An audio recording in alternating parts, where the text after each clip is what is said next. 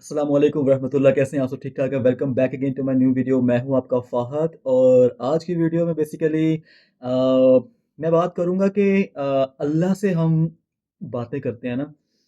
कुछ लोगों को लाइक ऐसे होता है कि अल्लाह से नाउमीदी होती है ना। नाउमीदी की ना बहुत किस्म, वो ये नहीं कि अपने मुंह से कह रहा होता है कि मुझे अल्लाह से नाउमीदी है। नाउज़ुबिल्लाह, ऐसा नहीं होना चाहिए।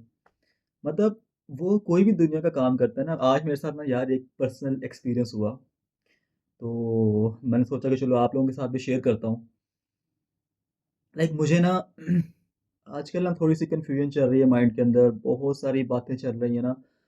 कुछ समझ नहीं आ रहा ना लाइफ किस तरफ जा रही है। तो मुझे ना आज यूनिवर्सिटी में बैठे हुए तो क्लास की ब्रेक हुई ना, क्योंकि एमएस की जो क्लासेस होती है ना वो 2.5 घंटे की क्लास होती है, तो उसमें ब्रेक कर लेना चाहिए ना, ब्रेक होती है।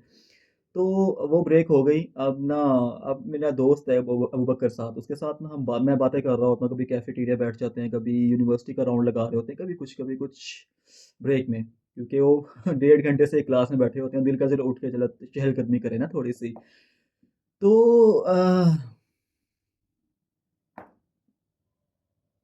वो ना ब्रेक हो गई, तो वो ना अपना एक बात ही मुझे बता रहा था। मैं अपना इशू नहीं बताऊंगा, वो आप अगर समझ सकते हैं मेरी बातों बातों में तो समझ जाइएगा, कमेंट में बता दीजिएगा मुझे कि हाँ तुम्हारा ये मसला है। मैं खुद नहीं बताऊंगा कि मेरे दिमाग में क्या चल रहा है। तो उसकी बात बताता हूँ मेरे दोस्त की। वो ये कहता है कि यार मैंने जब जॉब स्टार्ट करनी थी ना अपनी, तो मैंने ना डेस्कॉन में अप्लाई किया। डेस्कॉन में अप्लाई किया क्योंकि वो लाहौर की, मतलब मेरे ख्याल में मल्टीनेशनल कंपनीज में आती है। लाहौर में है, और कहते हैं उधर बड़ी मुश्किल से जॉब मिलती है। तो कहता है मुझे जॉब मिल गई थी।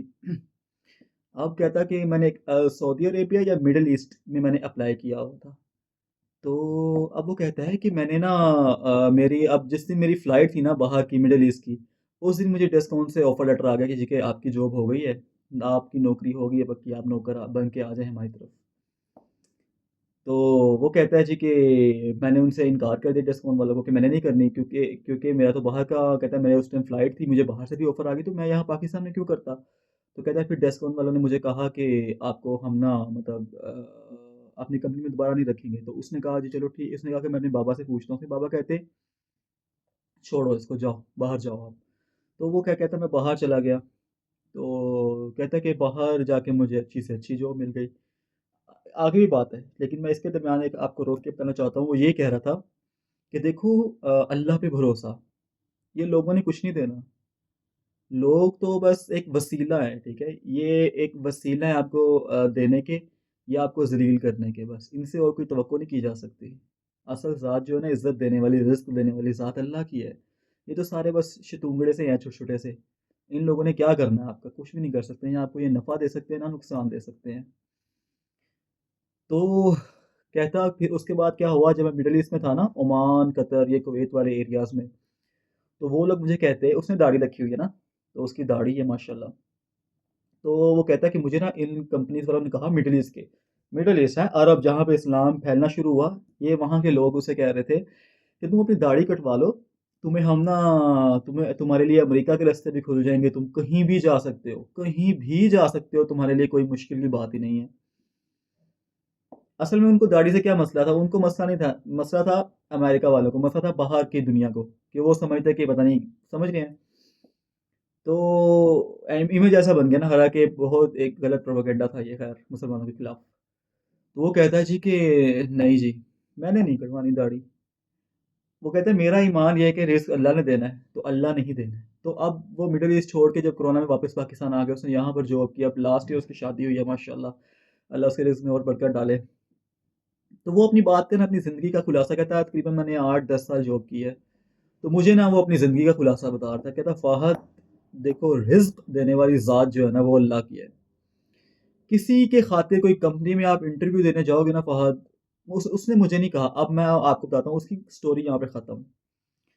उसने जो कहना था कह दिया। उसने कहा कि चलो, रिस्क देने वाली ज़ात अल्लाह की, उसने अपनी लाइफ का एक्सपीरियंस शेयर कर दिया। अभी मेरी लाइफ जो है ना, मेरी अभी स्टार्ट है। लाइक मेरा अब जो है ना, अमली ज़िंदगी में मेरा कह लो कि एक कदम है प्रैक्टिकल लाइफ में, पहला।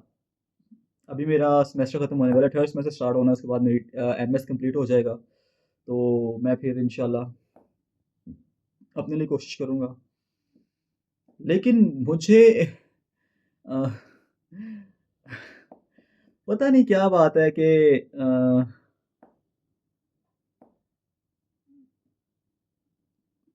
असल में मेरा जो शौक है ना वो है टीचिंग फील्ड में जाने का। उसकी बहुत सारी रीजंस हैं। मैंने अपने आप को शुरू से ही इवैल्यूएट किया। मैं एक जगह गया, बैचलर्स था, मैकेनिकल इंजीनियरिंग की थी मैंने। तो मुझे ना दोस्त एक ज़बरदस्ती ले गया, कहता यार एक जगह पे आ, वो टोयोटा का शोरूम है, वहाँ पे ना मतलब एक महीना एक्सपीरियंस लेते हैं ना, गाड़ियों का काम होता है सारा पता चला, क्योंकि हम मैकेनिकल इंजीनियरिंग से रिलेटेड था। लेकिन मेरा कभी शौक नहीं था कि मैं खुद इन चीज़ों को हाथ लगाऊं, कुछ चीज़ें ठीक करूं, ये करूं वो करूं। तो खैर वो मुझे ना ज़बरदस्ती घसीट के वो शोरूम में ले गया। अब आप यकीन करें ये बात मेरे घर वालों को नहीं पता, मेरे दोस्तों को पता है, उसको पता है। पहला दिन था, हाथ काले किए।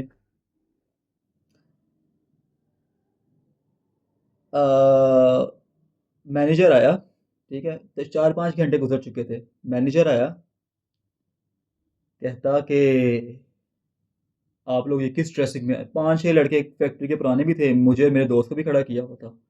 खड़ा किया हुआ था जैसे हम लोगों ने कोई जुर्म कर दिया है या हमने कोई गलत काम कर दिया है। तो कहता कि आप लोगों ने ये किस तरह के कपड़े पहने हुए हैं, आप लोग कल से एक प्रॉपर ड्रेसिंग में आओगे, ये करोगे वो करोगे। मेरा उस टाइम जो मुझे गुस्सा चढ़ा ना, मेरी नेचर में ये चीज़ नहीं है कोई इस तरह से मिसबिहेव करे और मैं सुनता रहूं। जो बाकी जो पुराने 5 काम करते उनको तो आदत हो चुकी थी सुन सुन के। मुझे इस चीज़ की आदत नहीं है कि कोई मुझे इस तरह से ऑर्डर चलाए या कोई मेरे ऊपर रहकर मुझे इस तरह से करे ना। तो यकीन माने वो भी गया ही था, मेरा दोस्त मुझे रोकता रह गया। मैंने अपनी बाइक निकाली, मैं निकल गया वहां से। मैंने कहा भाई मैं कल से यहाँ पर नहीं आ रहा, मुझसे नहीं हो रहा ये सब, बस खत्म, बहुत हो गया। मैं छोड़ के वापस आ गया था। अब वो पूरा महीना बेचारा काम करता रहा, लेकिन महीने के एंड पे आके कोई इसकी मुंह मारी होगी किसी के साथ, तो उसको सर्टिफिकेट ही नहीं मिला कि इसने 1 महीना यहाँ पे काम किया हुआ है। खैर वो तो एक अलग बात है, उसको नहीं मिला, उसने मेहनत किया जो भी था। मैं अपनी एक आपसे बात शेयर कर रहा हूँ कि अगर मैं टीचिंग फील्ड मैंने चूज़ की है ना, उसके पीछे रीज़न ये है कि आपको वहाँ पे एक रिस्पेक्ट है, वहाँ पे पढ़े लिखे लोग हैं, आपकी एक रिस्पेक्ट करते हैं। आपको कोई भी अगर बुलाएगा तो सर या मिस कह के बुलाएगा, ठीक है, आपको आपके नाम से या आपको तू तरा नहीं करेगा, या आपको कोई डांटने वाला वहाँ पर नहीं होगा। वहाँ पे अगर आपने कोई गलती भी की है तो वो भी एक प्रॉपर पढ़े लिखे लोगों के अंदाज में आपको समझाया जाएगा कि हाँ आपने यहाँ भी गलती की है, आगे ये हो सकता है अगर आपने ऐसे नहीं किया, ऐसे ना किया। ठीक है, तो वो एक जो एजुकेशनल एकेडमिक एकेडेमिया है ना, मुझे उसमें जाने का शौक है। मुझे और यही बात मैंने आज अपने एक टीचर से डिस्कस की। तो उन्होंने मुझे कहा कि देखो फ़हद, जो एकेडेमिया है ना वो लड़कों के लिए नहीं है, मर्दों के लिए, क्योंकि मर्दों ने पूरा घर चलाना होता है। एकेडेमिया में कहते हैं, वो कह रहे थे कि ग्रोथ नहीं है। मैंने उनकी बात सुनी। अब मैं बाइक चलाता हुआ घर तक आया हूँ आज, और पूरा रास्ता मैं ये सोचता रहा हूँ कि मैं क्या करूँ, मैं किस तरफ जाऊँ। सेकंड सेमेस्टर मेरा मिड में है, और उसके बाद थर्ड शुरू हो जाना, उसके बाद ख़त्म। मैंने आगे पढ़ना नहीं है। मैंने बल्कि सेकंड सेमेस्टर के एंड पे ही मैंने अपनी जॉब स्टार्ट करने का सोच रहा हूँ। कहीं जॉब मतलब मेरा नहीं दिल इसमें है कि मैं जॉब करूँ या कोई मेरे ऊपर हो। हाँ, कोई ऐसा डिपार्टमेंट जहाँ पे रिस्पेक्ट है, वहाँ पर एक अलग बात है। बट ऐसे डिपार्टमेंट में जहाँ पर इस तरह से बिहेव हो, आई मैं वहाँ पे आधा दिन भी सर्वाइव नहीं कर सकता। जैसे पहले हुआ, मैं आधा दिन भी हुआ नहीं था मुकम्मल अभी कि मैं छोड़ के आ गया वहाँ से। आज आधा घंटा पौना घंटा ड्राइव की है ना, तो यही दिमाग में चलता रहे कि या अल्लाह कोई वसीला बना, कुछ कर दे या अल्लाह। कुछ ना कुछ ऐसा हो कि बस मैं मुतमईन हो जाऊँ, मैं सेटिस्फाई हो जाऊँ।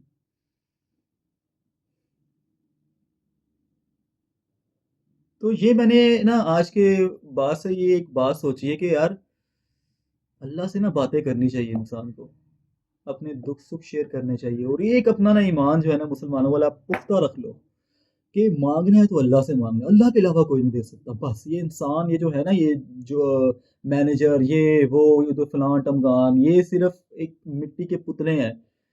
अभी किसी के हार्ट में, क्योंकि वेन जो है ना उसमें कोई क्लोट फंस गया ना, ये लो जी, इनकी कहानी खत्म। इनकी ये औकात है, ये जो हुक्म चलाते हैं ना बड़ी बड़ी कंपनियों में, मैनेजर हो गए, ये सीईओ हो गए, ये जो हुक्म चलाते हैं अपने से छोटों को देख के। और भाई खुदा का खौफ करो, तुम लोगों को देने वाली ज़ात भी अल्लाह की है, और उनको इस हाल में रखने वाली ज़ात भी अल्लाह की है। अपनी दौलत पे इतना अतराओ मत कि अगर कोई वर्कर तुम्हारे अंडर काम कर रहा है तो तुम उसके साथ इतना मिसबिहेव करोगे। अगर कोई तुम में से सुन रहा है मेरी इस वीडियो को, तो इंशाल्लाह आने वाले टाइम में जब मेरा channel millions of subscribers gain कर लेगा, तो तब तुम लोगों को तो ज़रूर ये वीडियो जाएगी। तुम कभी स्क्रॉल करोगे, तुम देखोगे मेरी वीडियो को ज़रूर। और ज़रा कान खोल के मेरी एक बात सुन लो। तुम लोगों की औकात सिर्फ इतनी है कि तुम अगली सांस के लिए भी अल्लाह के मोहताज हो। तो जो तुम्हारे ज़ेरे असर काम कर रहे हैं तुम्हारी कंपनी में, तमीज़ से पेश आया करो उनसे। वो भी इंसान है, उनकी भी फीलिंग्स है, उनकी भी इज्जत नफ्स है, उनकी भी बीवी बच्चे हैं जिनके लिए वो कमा रहे हैं। फर्ज कर लो अगर जिस पर तुमने हुक्म चलाया, जिसको तुमने डांटा है सबके सामने या पर्सनल भी डांटा है, उसको अगर ये अल्लाह ताला मौका दे दे कि हाँ भी अल्लाह के सामने रख दे कि ये कंपनी तुम्हारी, जाओ सीईओ बन के बैठ जाओ, आज से तुम्हारी है, तो वो क्या इनकार करेगा? वो क्या शौक से तुम्हारे पास नौकरी कर रहा है? खुदा का खौफ करो, तमीज़ करो, जाहिल इंसान। तुम्हारे जो मातहत काम कर रहे हैं, उनकी उनको अपने बराबर का रखो, उनको इतनी ही इज्जत दो जितनी तुम अपने भाई को इज्जत देते हो।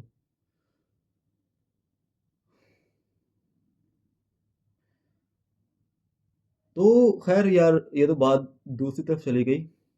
जो मेन बात मैं आज करना चाह रहा था ना, वो ये था कि अपने मसले ना अल्लाह से शेयर करो।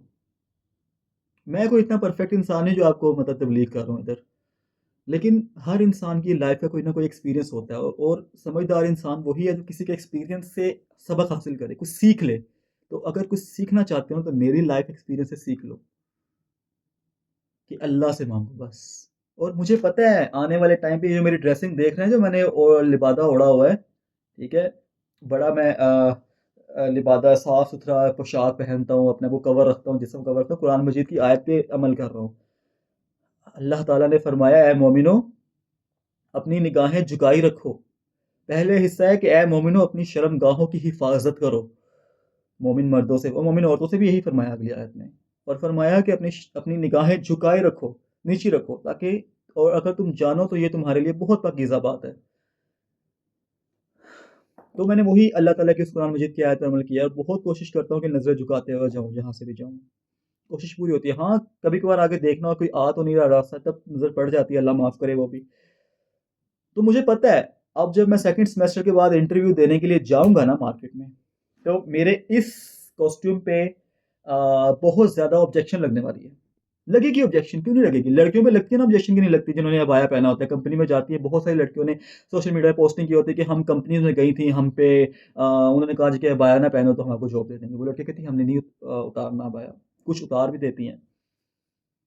अगर अगर आने वाले टाइम में, अगर आने वाले टाइम पे इस तरह की ऑब्जेक्शन होती है ना, अल्लाह मेरे ईमान को मजबूत रखे, ये लिबास तो कहीं नहीं जाएगा, जॉब जाए भाड़ में।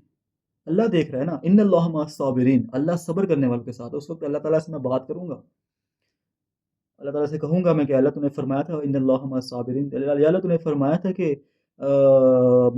मोमिन मर्दों से, मुझसे, कि तुम अपनी शर्मगाह की हिफाजत करो फ़हद, और अपनी निगाह झुकाए रखो। या अल्लाह मैंने किया मुझसे जितना हो सकता था, मैं इंसान हूँ, गलती हो जाती है, लेकिन मैंने कोशिश की। या अल्लाह मुझे मेरे सब्र का फल दे, अब बहुत हो गया अल्लाह। मैं उस वक्त बातें करूंगा, लेकिन मुझे नहीं लगता कि ऐसा वक्त मेरे पे आएगा इंशाल्लाह, क्योंकि मुझे अल्लाह से बहुत उम्मीद है, अल्लाह से बहुत उम्मीद है कि अल्लाह वल्लाहु खैरुर राज़िकीन, और अल्लाह बेहतरीन रिज़्क अता करने वाला है इंशाल्लाह, बेशक इसमें कोई शक ही नहीं है। तो मैं उस वक्त, जब मेरा वक्त आएगा ना इंशाल्लाह, अभी कितना का रह गया, 4-5 महीने रह गए, सारी बस 4-5 महीने की गेम है। इसके बाद समझो कि मेरा जो है ना प्रैक्टिकल लाइफ में, अभी भी प्रैक्टिकल लाइफ है जो मैं सीख रहा हूँ सब कुछ, मैनेजमेंट के लिहाज से, प्रोजेक्ट मैनेजमेंट के हवाले से ना। तो ये मेरी एक प्रैक्टिकल लाइफ ही है, इसका हिस्सा ही है जो मैं सीख रहा हूँ। तो इसके पीछे एक बहुत बड़ी रीज़न है कि मुझे इतनी अफरा-तफरी क्यों है, क्यों इतनी जल्दी है, वो अल्लाह बेहतर जानता है। इंशाल्लाह मैं आपको बताऊँगा अपकमिंग वीडियोज़ में, अगर आप 3-4 महीने तक मेरे साथ रहे। तो फ़िलहाल वीडियो का खुलासा इतना सा ही है कि अल्लाह से उम्मीद रखो बस। और चुपके-चुपके से ना दिल-दिल में अल्लाह के रसूल से बातें भी किया करें कि या रसूलल्लाह ये देखिए ये हो गया मेरी ज़िंदगी में, आज आज ये हो गया, आज वो हो गया। ठीक है? तो जवाब आता है, वो सुनते हैं, ठीक है? अल्लाह और उसके रसूल से बातें किया करें चुप-चुप के, मज़ा आता है, बहुत मज़ा आता है, ठीक है? अपनी लाइफ़ को, अपनी लाइफ़ के हर हिस्से में अल्लाह और उसके रसूल को याद रखें, ठीक है? हज़रत मोहम्मद सल्लल्लाहु अलैहि वसल्लम। मैंने ना आज आते हुए ना बाइक पे, मैंने रसूलुल्लाह से बहुत बातें की, बहुत बातें की। लाइक अल्लाह से भी बातें की, अल्लाह के नबी से भी बहुत बातें की।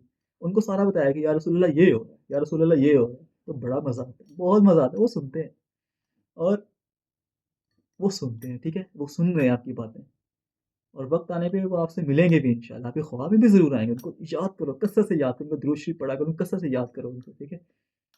तो आज की वीडियो का तो मकसद सिर्फ़ यही था, ठीक है? अल्लाह और उसके रसूल से बातें किया करें और पुख्ता यकीन रखिए, अल्लाह और उसके रसूल पे पुख्ता यकीन रखिए, आपकी हर मुश्किल हल होगी इंशाल्लाह, कोई रुकावट आएगी नहीं, ठीक है? तो जल्दी से ना मेरे चैनल को सब्सक्राइब कर लो, रोज़ ऐसी प्यारी-प्यारी बातें किया करेंगे, ठीक है? आप सुनना, मैं करूँगा।